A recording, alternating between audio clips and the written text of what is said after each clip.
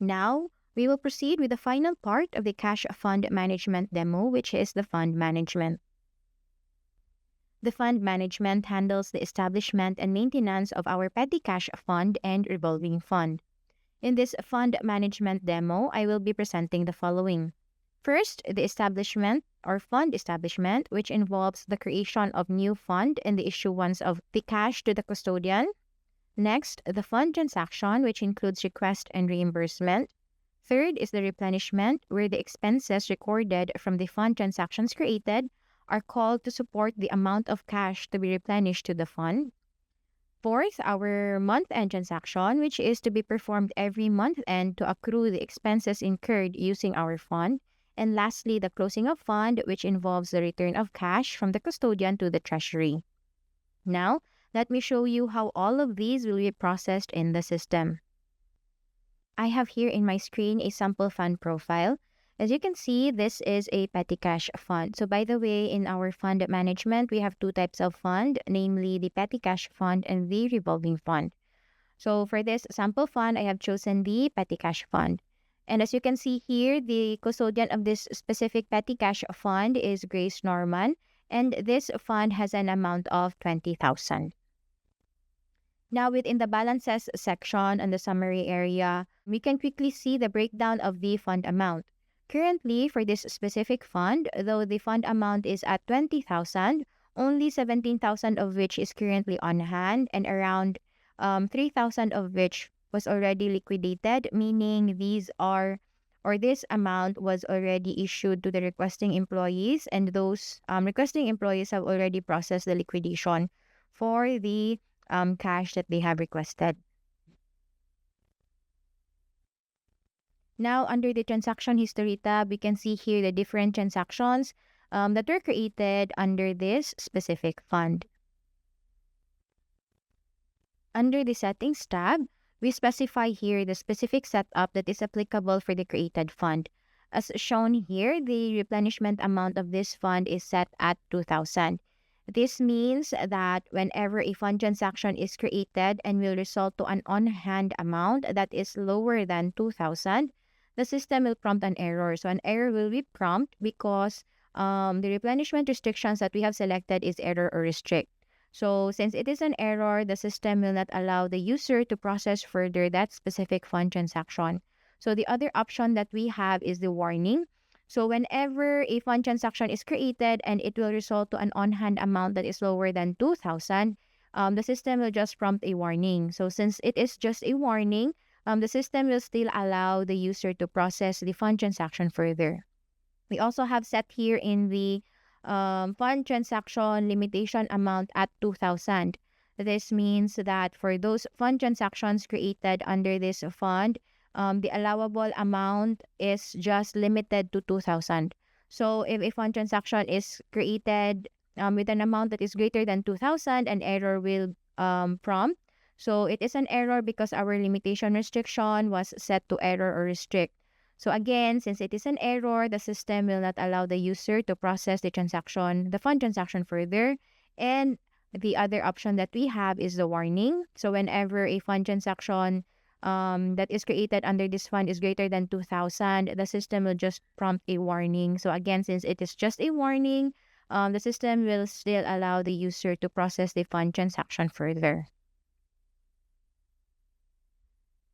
After all of the fund details are specified, the user can now send this fund profile for approval. So similarly with our cash advance and request for payment, we can also set approval workflows for the approval of our fund profile. So once this fund profile is already approved, we can see the details of the approvals made under the approvals tab. So as we can see here, this specific fund was approved by John Keane on February 25. Now that we have an approved fund, the next thing that we need to do is to process it further, which is to issue the cash to our custodian. So to do that, we simply release the fund by clicking the release button. So upon clicking this button, the system will generate a fund establishment bill, which we can see here under the transaction history tab.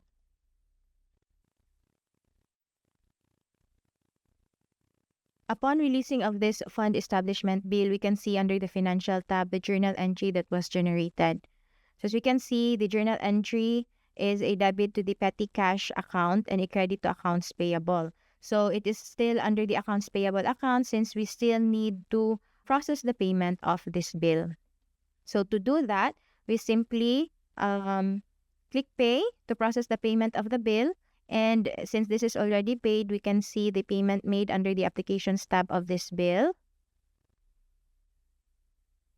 And in the payment transaction, we can see that this payment was made to the custodian Grace Norman, amounting to 20,000, which is our fund amount. So now the journal entry that is generated for this payment is a debit to our accounts payable account to close the payable and a credit to our company checking account to record the issuance of our cash. So now that we have already issued the cash to the custodian, the fund that was created is now available to be used. Now, assuming that an employee requested for a cash from the petty cash, which is to be used to purchase some supplies. So to record that in the system, we simply create a fund transaction with a request type. So of course, we also need to specify the specific fund ID where this fund transaction belongs by selecting the fund ID here in the fund ID field. So as you can see, the requesting employee for this fund request is Pam Bronner, and it is expected to be used on February 16. Now, depending on the number of days to liquidate set in the system, the liquidation date is automatically computed and populated here in the liquidation date field. So meaning, for this specific fund request, so the cash that will be issued, it is expected that the requesting employee will perform or will process the liquidation on or before February 18. Now, the requesting employee should also specify under the Document Details tab the details of her request. So, details such as the specific item where the cash will be utilized and, of course, their respective amount. So, we can see the amount of the request in the total amount field, which is actually the total of the amounts specified under our Document Details tab. Now, once all of the request details are already specified, the requesting employee can now send this fund transaction request for approval. So once it is already approved, the details of the approvals made are shown here under our Approvals tab. Now we already have a fund transaction that is approved. So the next thing to do is to issue the cash requested to the requesting employee. So to do that, the custodian simply needs to click the Release Cash button. So upon clicking of this button, the on-hand amount of our fund is deducted by the requested cash amount and the unliquidated field is populated with the amount of our fund transaction request. So this means, or this field, which is the unliquidated field, shows the portion of our fund wherein the cash was already issued to the requesting employees. However, it is not yet liquidated. So that is for our unliquidated field.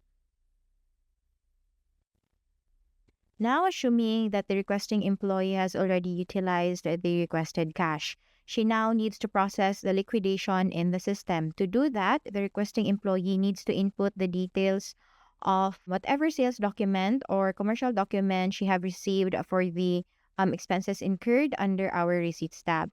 So details such as the reference number of the sales document or the commercial document received, the vendor details, quantity, and the amount. So after specifying all of these details under the Receipts tab, the requesting employee simply needs to click the Liquidate button. So upon clicking of the Liquidate button, the system generates an expense recognition transaction, which is shown here under the expense receipt reference number column. So as you can see, the details populated in our expense recognition transaction are the details that we have specified in our Receipts tab. Also, it is in the expense recognition transaction page wherein the taxes are automatically populated and computed based on the tax setup that we have specified in the system. So for this specific expense recognition transaction, it is subject to 12% of VAT and 1% expanded withholding tax for the purchase of goods. So once the details are already specified, the next thing to do is to release the expense recognition transaction. So upon releasing of the expense recognition transaction, if we will go back to our fund profile, previously the unliquidated amount is now deducted. So the unliquidated field is now set to 0, and the amount that was liquidated is added on the liquidated field. So meaning currently for this fund, there are no fund requests or cash that are issued to the requesting employees that are still unliquidated. So that is for the fund transaction with the request type. Now, assuming that an employee requested for a reimbursement on the purchase of supplies she has made. To process this in the system, we simply create a reimbursement type of fund transaction. Since this is a reimbursement, the requesting employee needs to directly input the details of the sales document or commercial document received for the business-related expenses incurred under the Receipts tab. And of course, an expense recognition transaction is also generated for this reimbursement transaction. To reflect in the system the cash issued by the custodian to the requesting employee in relation to this reimbursement, the custodian simply needs to click the Release Cash button. So upon clicking of this button, we will go back to our fund profile. The on-hand amount is deducted by the amount of the reimbursement, and it is also added to the liquidated field. So at this point, our 20,000 worth of fund only has 14,000 on hand, and around 6,000 of which is already liquidated. Now, assuming that we are already at month end and we need to accrue the expenses we have incurred in relation to our funds. To process this in the system, we need to create a month-end transaction. So I have here a sample month-end transaction that I have created for our Petty Cash Fund 34. Now, under the Document Details tab, we simply call on the expense recognition transactions that are generated in relation to the specified fund. Now, upon releasing of this month-end transaction, a journal entry is generated for the accrual of the expenses. So as you can see, the journal entry that is created is a debit to our marketing expense account and a credit to the accrued expenses account. So since this is the journal entry for the accrual of our expenses, so a reversing entry is also generated. As we can see here, the reversing entry is dated on the beginning of the next financial period. So it is a credit this time to our marketing expense account and a debit to our accrued expenses. So this is for our month-end transaction. Assuming now that we need to replenish our fund. To do that, we simply need to create a replenishment transaction in the system. So I have here a sample replenishment transaction that I have created for Fund 34. Now, under the Replenishment Details tab, we simply add the expense recognition transactions that were generated in relation to the fund transactions created under the specified fund. So, under also our Taxes tab, it is populated here the consolidated taxes that were computed in relation to the expense recognition transactions that were included in this replenishment transaction. Now, once all of the replenishment details have been finalized, we need to release this replenishment transaction simply by clicking the Release button. So upon clicking of this Release button, the system will generate replenishment bills. So as you can see, there are 2 replenishment bills generated for this specific replenishment. Now, I have here a sample replenishment bill. And as you can see, the details populated here are actually the details that were populated or specified in our replenishment transaction. And under the Taxes tab, the taxes of the replenishment transaction are also carried here. Now, we can see that this bill is under the vendor Grace Norman, which is the custodian of our fund. So she was set as the vendor because since this replenishment or this payment will be made to Grace Norman as a replenishment of the fund. So after releasing of this bill, the system will generate a journal entry to record the expenses.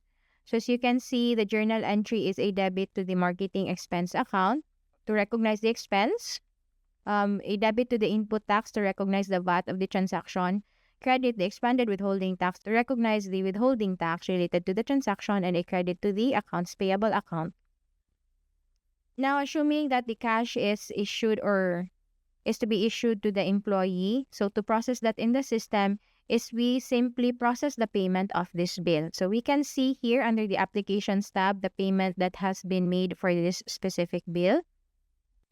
So in this payment transaction, as you can see, it is a payment to be made to Grace Norman, and the bills applied are actually the bills that were generated in our replenishment transaction, and our payment amount is our replenishment amount.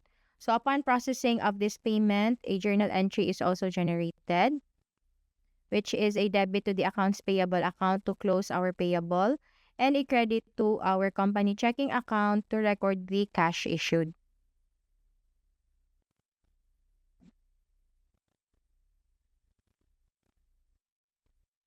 Now, if you will go back to our fund profile, we can now see that our fund is fully replenished, having an on-hand amount which is 20,000, which is equivalent to our fund amount. So that is for the replenishment of our fund. Now the time comes that we need to retire our fund. So to do this in the system, in the fund profile, we simply click on the close fund button. So upon clicking of this button, a warning message will appear asking the custodian if he or she is sure to close the fund, because once the fund is closed, it can no longer be reopened. So for that, you just need to click on the OK button. So upon clicking of the button, the system generates a fund closing debit adjustment, and we can see that here under our financial details tab. As you can see, the debit adjustment is under the custodian of the fund, which is Grace Norman, and the amount of the debit adjustment is the amount of the fund, which is at 20,000. So upon releasing of this debit adjustment, the system generates a journal entry. So the journal entry generated in the system is a debit to the accounts payable account and credit to the petty cash account, closing the petty cash. So to record in the system the return of cash made by the custodian, we simply process the refund of this debit adjustment by clicking the refund button. So upon clicking of the refund button, the system will create a refund transaction, which we can see here under the applications tab of our debit adjustment. So this is the refund transaction that was generated. Again, it is under the custodian, which is Grace Norman, and the amount is at 20,000, which is the amount of the fund that we are closing. So upon releasing of this fund, a journal entry is generated, which is a debit to our company checking account to record the inflow of cash or the return of cash, and a credit to the accounts payable account, closing the payable account that was recorded in our debit adjustment. Now, if we will go back to our fund now has a closed status and an on-hand amount of 0. So with this fund will no longer be available for use whenever we create our fund transaction. So that ends our demo for the fund management of cash fund management. So do you have any questions?